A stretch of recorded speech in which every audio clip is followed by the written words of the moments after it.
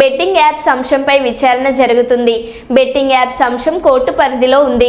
ఇప్పుడు ఈ అంశంపై స్పందించలేను. పోలీస్ విచారణకు సహకరిస్తాను. నాకు చట్టాలపై నమ్మకం ఉంది. బెట్టింగ్ యాప్స్ ప్రమోషన్స్ తప్పు నష్టపోయిన వారు ఎవరైనా ఉంటే ఆ లోటు తీర్చలేనిదే. ఇకపై బెట్టింగ్ యాప్స్ ప్రమోషన్ చేయము.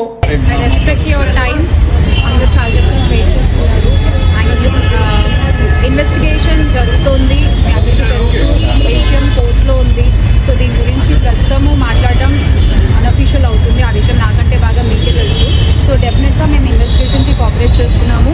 చట్టాల మీద, న్యాయ వ్యవస్థ మీద నమ్మకం ఉంది. ఖచ్చితంగా కల్పిట్స్ని పట్టుకోవడంలో నేను ఎంతవరకు సహాయం చేయగలను అంతవరకు డెఫినెట్గా పోలీసులకి నా సపోర్ట్ ఎప్పుడూ ఉంటుంది.